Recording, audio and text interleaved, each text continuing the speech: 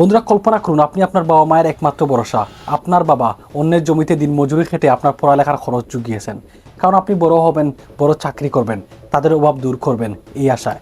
আপনি কঠোর পরিশ্রম করলেন, মেধা তালিকায় শীর্ষে আসলেন। এত শত পরিশ্রমের পর যখন আপনি চাকরিটি পেয়ে যাবেন, ঠিক সেই মুহূর্তে আপনাকে বলা হলো, দুঃখিত, আপনার যথেষ্ট যোগ্যতা রয়েছে চাকরির, কিন্তু আমরা এই আসনটি আপনাকে দিতে পারছি না, কারণ কৌটা বাবদ এই চাকরিটি অন্য কেউ পেয়ে গিয়েছেন।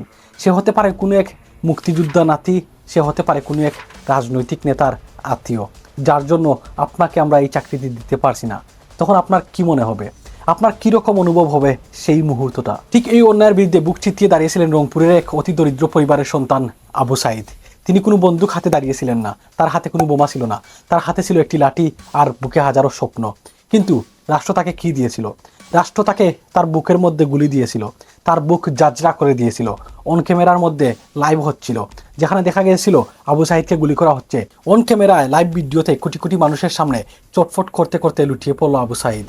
গল্প এখানে শেষ নয়। আবু সাইদের এই রক্ত শুধু কি কুটা আন্দোলনের জন্য, নাকি এর পিছনে রয়েছে 15 বছরের এক ভয়ঙ্কর স্বৈরাচারের পতন কাহিনী? সময়টা ছিল 2024 জুলাই মাস। দক্ষিণ এশিয়ার একটি রাষ্ট্র হঠাৎ করে গোটা পৃথিবীর হেডলাইন হয়ে ওঠে। একটি এমন ছাত্র আন্দোলন যা মাত্র কয়েক সপ্তাহের মধ্যে 15 বছর ধরে ক্ষমতায় থাকা একটি অত্যন্ত শক্তিশালী সরকারকে খড়কুটের মতো উড়িয়ে দেয়। স্বৈরশাসক শেখ হাসিনাকে মাত্র 45 মিনিটে দেশ ছেড়ে পালাতে হয়। কিন্তু বন্ধুরা, এই আন্দোলন কি শুধুমাত্র একটি কুটা সংস্কার আন্দোলন? কিভাবে একটা সাধারণ সরকারি কুটা বিরোধী আন্দোলন রাতারাতেই একটি গণভুত্থানের রূপ নিল?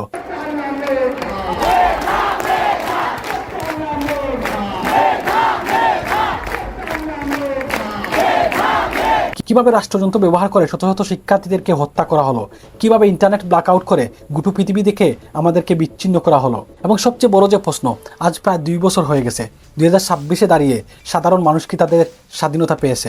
অন্তর্বর্তীকালীন সরকারের পর্যায়ে নতুন রাজনৈতিক পরিবেশ তৈরি হলো, তাতে দেশ কতটা বদলালো?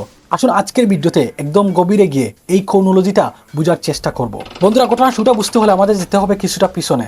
বাংলাদেশে কোটা সিস্টেম বা কোটা সংরক্ষণ প্রথা দীর্ঘদিনের, যেখানে প্রায় 56% চাকরি কোনো না কোনোভাবে কোটার জন্য সংরক্ষিত ছিল, যেখানে 30% ছিল সম্পূর্ণ বিতর্কিত, যা ছিল 1971 সালে মুক্তিযুদ্ধের পর মুক্তিযোদ্ধাদের সন্তান এবং নাতি নাতনিদের জন্য বরাদ্দ ছিল। সাধারণ শিক্ষার্থীদের দাবি ছিল খুব সহজ, মেধার ভিত্তিতে চাকরি দিন, কোটা নামিয়ে 5%-এ নিয়ে আসুন। মজাদার ব্যাপার হচ্ছে 2018 সালে তীব্র আন্দোলনের পরে এই কোটা বাতিল করা হয়েছিল, কিন্তু 2024 সালের জুন মাসে বাংলাদেশ হাইকোর্ট হঠাৎ করেই সেই বাতিল আদেশকে অবৈধ ঘোষণা করে কোটা পুনর্বহাল করে।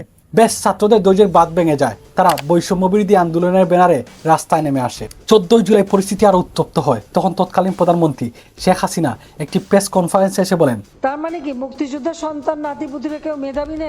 যত রাজাকারের বাচ্চারা নাতিপুতি হলো মেধাবী, তাই না? বন্ধুরা, এই রাজাকার শব্দটা বাংলাদেশের ইতিহাসে একটি বড় ধরনের গালি। যারা 1971 সালে পাকিস্তানিদেরকে সহযোগিতা করেছিল তাদেরকেই রাজাকার বলা হয়। বাংলাদেশের সাধারণ ছাত্রছাত্রীরা এই অপমান মেনে নিতে পারেনি। ওই রাতে ঢাকা বিশ্ববিদ্যালয়ের হলগুলি থেকে হাজার হাজার ছাত্রছাত্রী রাস্তায় নেমে আসে।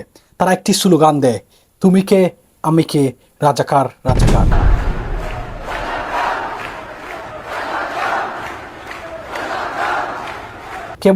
কে বলেছে স্বৈরাচার স্বৈরাচার। তারপর এই আন্দোলনের টার্নিং পয়েন্ট আসে 16 জুলাই 2024। রংপুর বেগম রোকেয়া বিশ্ববিদ্যালয়ের একজন সাধারণ শিক্ষার্থী আবু সাইদ, যার হাতে কোনো বন্দুক ছিল না, ছিল একটি লাঠি। সে দাঁড়িয়েছিল পুলিশের সামনে বুক চিতিয়ে। পুলিশ কি করলো? একদম ঠান্ডা মাথায় একের পর এক গুলি করে গেল আবু সাইদের বুকের মধ্যে। অন ক্যামেরায় আবু সাইদ মাটিতে লুটিয়ে পড়লো, আর সারা বিশ্ব সেই দৃশ্যটি দেখেছিল। এই একটি দৃশ্য পুরো বাংলাদেশের কোটি কোটি মানুষের বুকে আগুন জ্বালিয়ে দেয়। এরপরে কয়েকটা দিন ছিল নরকের মতো। সরকার এই আন্দোলন থামাতে পুলিশ, র্যাব এবং তাদের দলীয় ক্যাডারদেরকে রাস্তায় নামিয়ে দেয়। 17-18 জুলাই পরিস্থিতি গৃহযুদ্ধের দিকে রূপ নেয়। আবাল বৃদ্ধ বনিতা সবাই রাস্তায় নেমে আসে। সেই সময় ধারণকৃত এই ছোট্ট বাচ্চাটির কথাগুলো শুনুন। মারা গেলে গেছি, ওদের গুলিকে আমরা ভয় পাই না। ওদের গুলি ভয় পাও না? না। তখন তোমার বাবা মাকে কে জবাব দেবে? আমার বাবা মাকে আমি গুলাই আসছি, যে মরে গেলে আর দাবি রেখো না।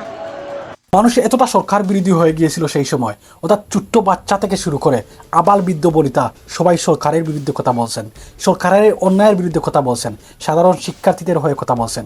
যেন রিক্সা চালক, ভ্যান চালক, একজন শ্রমিক, একজন সরকারি চাকরিজীবী, সবাই সেদিন ছাত্র হয়ে গিয়েছিল। 18 জুলাই রাতে সরকার পুরো দেশ সম্পূর্ণ ইন্টারনেট ব্ল্যাকআউট করে দেয়। ব্রডব্যান্ড, মোবাইল ডাটা সব বন্ধ। কেন করা হয়েছিল? যাতে ভিতরে নৃশংসতার খবর বাইরে দুনিয়া জানতে না পারে। ইন্টারনেট বন্ধ থাকা অবস্থায় যা হয়েছিল তা একটি স্বাধীন রাষ্ট্রের জন্য কলঙ্কজনক। রাতের অন্ধকারে ছাত্রদের হল থেকে বের করে দেওয়া হয়, বাড়িতে বাড়িতে ঢুকে সমন্বয়কদের তুলে নিয়ে যাওয়া হয় বা গুম করা হয়। ডিবির কার্যালয়ে ছাত্রদেরকে আটকে রেখে জোর করে স্ক্রিপ্টেড বয়ান দেওয়ানো হয়। রাষ্ট্রায়ত্ত বাহিনী হেলিকপ্টার থেকে সাধারণ মানুষের উপর গুলি চালায়। হেলিকপ্টার আছে বারবার 4টা 5টা হেলিকপ্টার কি করতেছে তারা?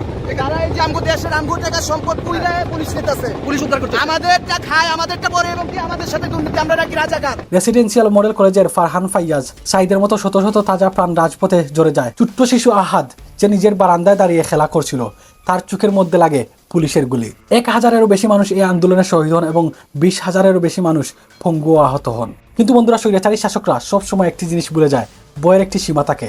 যখন আপনি একটি পুরো প্রজন্মকে দেয়ালে তাদের পিঠ টেকিয়ে দেবেন, তখন তারা মৃত্যুকে ভয় পাবে না।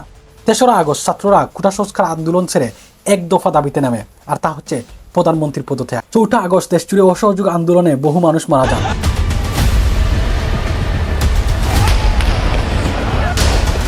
এরপরে আসে সেই ঐতিহাসিক দিন 5ই আগস্ট 2024।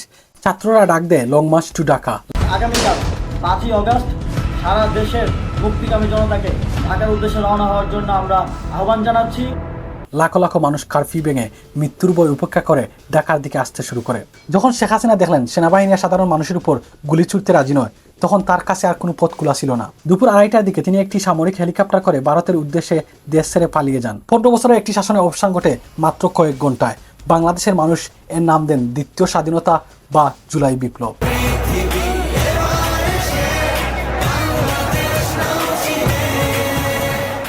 এখন আসি সবচেয়ে বড় এবং গুরুত্বপূর্ণ প্রশ্নে, এই আন্দোলনের পর বাংলাদেশে কতটুকু সফল হয়েছে, বাংলাদেশের মানুষের জীবন কতটুকু বদলেছে।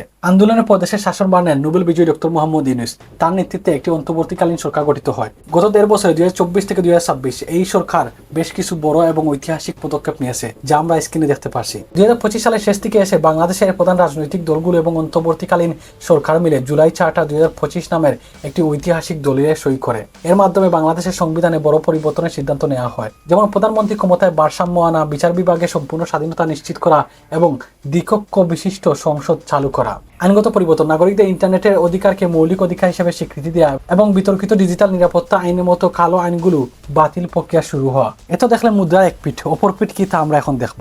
একটি বিশাল বিপ্লবের পর একটি দেশ চালানো কিন্তু এতটা সহজ নয়। বাংলাদেশের মানুষ গত 1.5 বছর বেশ কিছু বড় চ্যালেঞ্জের মুখোমুখি হয়েছেন, যেমন অর্থনৈতিক চাপ ও মূল্যস্ফীতি। সরকার পতনের পর ব্যাংকিং খাতের বড় বড় কেলেঙ্কারি সামনে আসে। দ্রব্যমূল্য বা ইনফ্লেশন নিয়ন্ত্রণে নতুন সরকারকে বেশ বেগ পেতে যাচ্ছে। সাধারণ মানুষের নিত্যদিনের খরচ এখন বেশ চওড়া। দ্বিতীয় বিষয়টি হচ্ছে আইন শৃঙ্খলা এবং অস্থিরতা। পুলিশ বাহিনী ভেঙে পড়ার পর দেশে বেশ কিছুদিন আইন শৃঙ্খলা পরিস্থিতির চরম অবনতি হয়েছিল। বিভিন্ন জায়গায় মব জাস্টিস বা আইন নিজের হাতে তুলে নেওয়ার ঘটনাও ঘটেছে। তৃতীয়টি হচ্ছে রাজনৈতিক ভবিষ্যৎ। দীর্ঘদিন ধরে অন্তর্বর্তীকালীন সরকার থাকায় একটি রাজনৈতিক শূন্যতা তৈরি হয়েছিল। তবে 2026 সালের শুরুর দিকে এসে দেশে একটি সাধারণ নির্বাচন এবং সাংগঠনিক গণভোটের আয়োজন করা হয়, যার মাধ্যমে বাংলাদেশে আবারও গণতান্ত্রিক ধারা ফেরার চেষ্টা করেছে। তো বন্ধুরা, ফাইনাল কনক্লুশন কি? জুলাই আন্দোলন কি সফল? যদি রাজনৈতিক স্বাধীনতার কথা চিন্তা করেন, তাহলে বলতে হবে অবশ্যই জুলাই আন্দোলন সফল।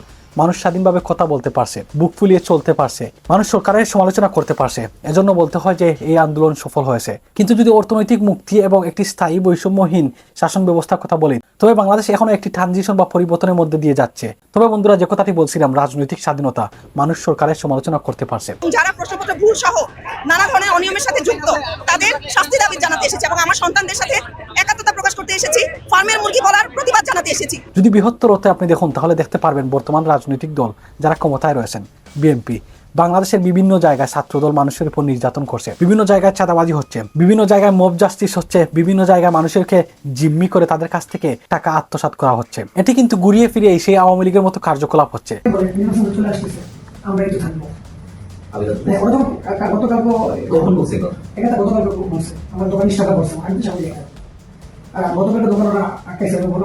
বাংলাদেশের বর্তমান এমপিরা, মন্ত্রীরা লাখ লাখ কোটি টাকার মতো পাচার করছেন।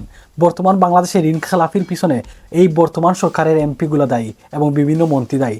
সুতরাং দিন শেষে বলতে হয়, ঘুরিয়ে ফিরিয়ে সেই শাসক, সেই স্বৈরাচার আমরা দেখতে পারছি। জুলাই আন্দোলন যদি আপনাদের জন্য একটি বড় শিক্ষা না হয়ে থাকে, তাহলে do whatever you doing.